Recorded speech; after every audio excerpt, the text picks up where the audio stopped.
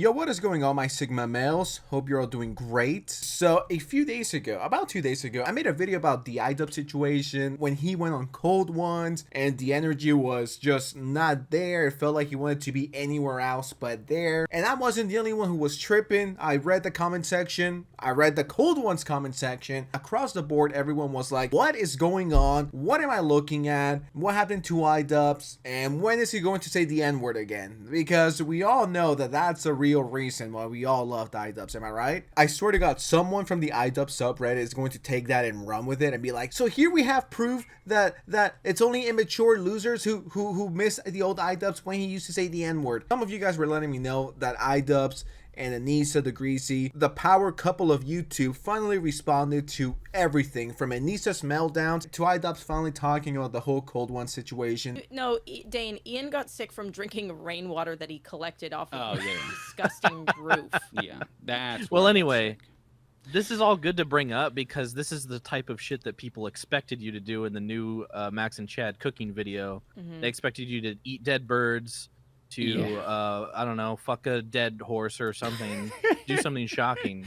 But all you did was just make a pizza and laugh at Max and Chad, and you spat an egg, and that's it. Technically, I believe your name is Dane. Dane, I'm gonna sound like the nerd emoji right now, okay? But technically, no, this is no different from the argument that iDubbbz was only funny because he said the N-word. I am sick of this argument. People weren't mad or disappointed because you didn't shave your head and made a cake and ate it like you did almost 10 years ago. That's not what people were mad about. I honestly didn't see one comment being like, oh man, I wish iDubbbz would have shaved his hair and they would have made a pizza full of pepperoni and hair. No one wanted to see that. People just wanted Ian to go on there, have fun. Like, it really doesn't go beyond that. That's something that I noticed. Like, there's no middle ground with this type of conversation. You're either an extremist or you never liked them and you should let it go. It's not 2014 anymore. Like, there is a middle ground. Spat an egg and that's it. But I don't know. This was, I think, a little bit of a wake-up call for me because I think I have, over the past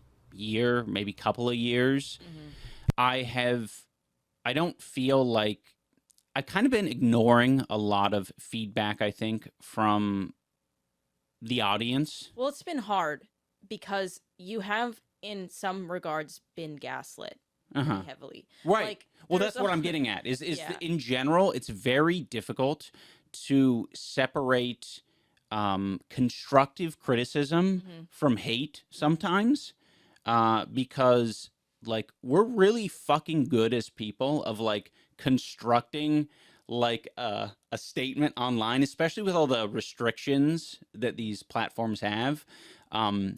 Constructing a really, like, punchy, mean thing to say that sounds just like criticism or whatever. Yeah. Like, I think I've talked about it before, but it's like my new favorite thing. Like, I'll never get back the last 15 seconds or whatever that I just, and it's like, sounds pretty innocuous, but forever for whoever put up a video that receives a comment like that, they're like, oh, like, yeah, was that offensive? I don't really disagree with him here. Like, there's definitely a big difference between constructive criticism and just being like, yo, this is fucking trash. This is shit. Go end your life. You smell horrible and you'll never make it. But the thing with iDubbbz is that he has his own subreddit. And if you dare criticize anything about him, even the slightest thing possible, you're going to get your comment deleted because this whole subreddit is one giant circle jerk. I mean, if you go to this one, this person says comments on the iDubbbz video sucked, and they got locked because it was controversial because a lot of people were like,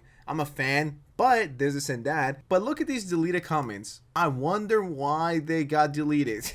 Like, if you have a different opinion than all of these iDubbbz fans in 2024, your comment gets deleted. And saying something like, oh, I wasted 15 seconds of my life that I'm never getting back. I hope this was satirical, but like, who the fuck gets offended over something like that? iDubbbz, you've gotten positive feedback. Your subreddit tells you what they want to see, despite it being an echo chamber. And if you go to the comment section under his last video, everyone's like, what am I watching? What is this? Now everything's starting to make sense on why the content is all over the place. Reminds me of, like, the who asked of the YouTube world. Totally. It's, I think what makes when me... I was younger, it was good for you. Yeah, good for you is another one. I think what made me especially sad about the Max and Chad thing is that, like, not only, like, like a month after basically the video that you recently recorded and put out. When I watched it, when you were done editing it, I was like, oh, holy shit, like he's figured it out. Because I couldn't say anything to you about the energy change that you had decided to kind of like, I don't even think it was subconscious, I think. It's good that you're this way.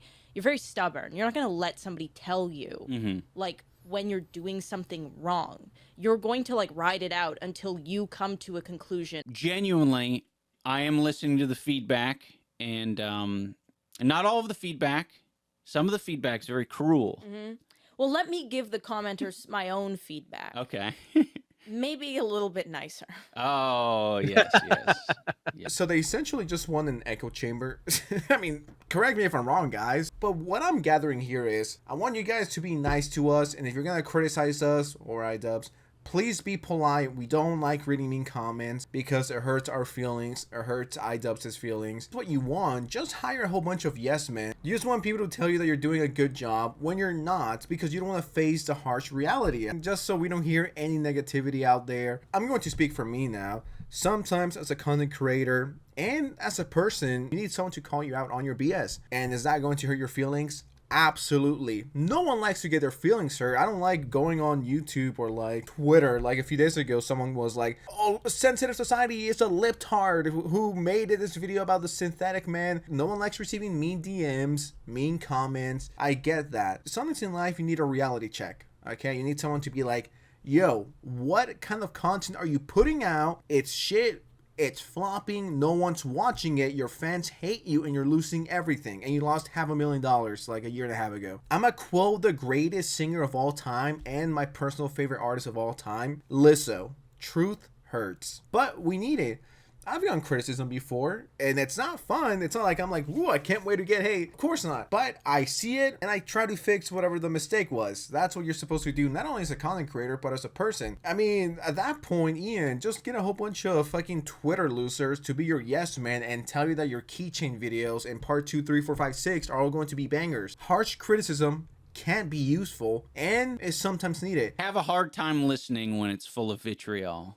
Yeah, some of them get really... Yeah. I mean, yeah. But yeah, I mean, it was... I think it was ultimately good that I did that Cold Ones video because, you know, it seemed like generally the general consensus was like not the right energy. Yeah. And that is like vague enough for me to, I think, not get my feelings like super hurt and take that as like an indication that things got to change. All right, let's talk about Anisa and her wild antics on stream. Yeah. Yeah, you screech. You do a lot of screeching at commentary YouTubers. A 12-year-old boy energy thrown at them. Yeah. Oh, yeah, you're saying you're 12-year-old boy energy. Yeah. Sometimes you just got to do it to them. The middle finger, I said this before, but the middle finger is such a funny move. Yeah. And I think it's very entertaining that so many people took this move seriously. Yeah, it's funny because Dane, you were saying this the other day, like, and it's true. If you don't know me, you wouldn't have any way of knowing that I do that as like a joke, because I love throwing the middle finger to our dogs, to you, to Dane. Like, it's just like a guaranteed punchline. Yeah. Especially when I have no makeup on, because it really is like 12-year-old boy energy. Oh, yeah. In case it hasn't been clear, it's been like a week and a half. And Anisa is still holding on for dear life to this moment. This is most likely her peak. You know, this kind of reminds me of Ninja's low taper fade. The whole meme is people telling him, yo, it's been a month, Gramps. It's time to retire the low taper fade meme. Like, come on, Ninja. It's been 3 months. The crazy chat is that the low taper fade meme is actually still massive. It is. I wasn't lying. Dude, you know, the meme is still massive, dude. I don't care what people say. I don't. What's my favorite haircut right now? Have you heard of a low taper fade? Yeah, Anisa's still out here saying that this was her plan all along. She's a master manipulator, and she got us all, and she owned us, and she's a queen of satire, and the middle finger was a joke. And I've said this on my last video regarding her. It's like, what did you get out of this? Just being like, yeah, it was all meant to be a joke, guys. I was clearly just fucking around, being silly, all right, giving y'all the 12-year-old energy, flipping you guys off. To me, it just seems like you took the situation that you were getting so much shit for, rightfully so, and you freaked out and you were like, okay, how can I turn this into a W? It's just embarrassing, and the fact that they're talking about it almost 2 weeks later, like, let it go. It's over. Everyone moved on. No one cares anymore. Like, if this gets you to shut up, I'll be like, okay, Anisa the Greasy, you are the queen of bait. I'm actually going to get her haircut once we hit 500,000 subs, okay? I'm not kidding. I'll get this haircut. I want to go on a rant. I just got off a run. I was sweaty as shit. My hair was like, I had no makeup on. My hair was like parted in the most like diabolical, like. Yeah, it like, looked, yeah. So disgusting. And I knew, I was like, I feel like giving a little rant. And I knew that if anyone was going to like clip and share it, it would be the no offense commentary community, but the bottom of the barrel commentary community, the ones that like won't even show their face and shit, and are like playing Subway Surfers or whatever the fuck they're doing. So let me get this straight. At this point, I don't know who's more pathetic, like the commentary people who fell for the bait, Diesel Patches and Pegasus and me. I guarantee you, Diesel Patches or Pegasus, you know, I can speak for myself, so, and me, we're not thinking about fucking Anisa the Greasy 24/7, nor do we ever consider her. The fact that the bottom of the barrel commentary channels, as she's putting it, is in her mind to the point where she's like, I'm gonna piss them off by making myself look bad and then giving them subscribers and money. I mean, if you can have more freakouts, I would really appreciate it. Next time, pretend to rip your hair out. That'd be great. I could probably get 100K on that video, so if you could help me out with that, I would really appreciate it. I need to come back from the flop era.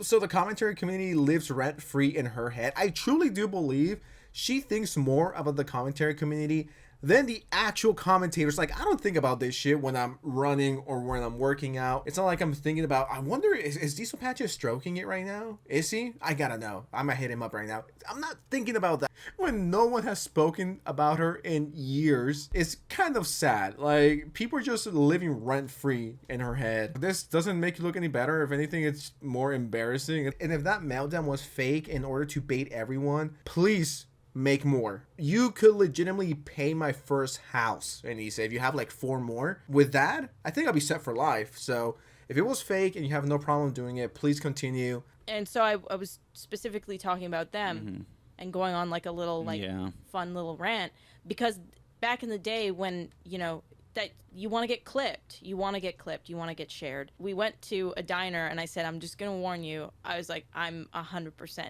going to be getting clipped, you know, and shared in the commentary community.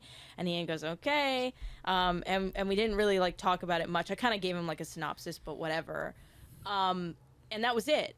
On TikTok, and it has like the caption, iDubbbz wife or girlfriend, whatever it said, rages against the... Triggered. Yeah, right. They did use the word triggered. Against the commentary community. Yeah. And it was just like the perfect, most like punchy combination of like all the things you said. It was like the perfect synopsis. It really made you look, in my opinion, like very confident and very fucking with it and real. I was like, hell yeah. Hell yeah, my wife got clowned on by everyone. And all the comments were like, just like, what's bro yapping about? A lot of let him cook. What's bro yapping about? No one said let him cook. Whoever said that, I don't think that was Dan, but no one ever said let her cook. Not on Twitter, not on TikTok, not on Instagram Reels. As a matter of fact, I want to pull something up. Who said, oh yeah, someone left a comment and said, let her cook. I can't find the TikTok one, but she did share it to her Instagram because she's extremely proud of this for whatever reason. Just look at the description. I don't know why I chose to do this rant when I was fresh out of a room with no makeup on. LOL. I didn't even shower and I'm just coming out the gate hard. Yeah, I'm definitely using this excuse if I ever get called out or canceled. I'm just acting. I'm just an actor. Like, look at this comment section. No one's saying she cooked. She's like a modern Yoko Ono. Very cringe, to be honest. No one is really on your side. Even in your own comment section, I wonder why. Trust me, you're not some hated person beyond belief. true. To be honest, no one's really thinking about you or iDubbbz anymore. It's 2024. We all have jobs and families. Oh! Getting cooked. Not one person telling you, you cooked. You're cooking here. But anyways, guys, with that said, I think this wraps up the iDubbbz saga until she says something stupid and then she regrets it and she's like, I was kidding. I was just trolling. To own the commentary community. Why are you thinking so much about the commentary community? I don't know. You're weird. You're weird for that. But anyways, with that said, subscribe, like, share, or I'll give you this haircut.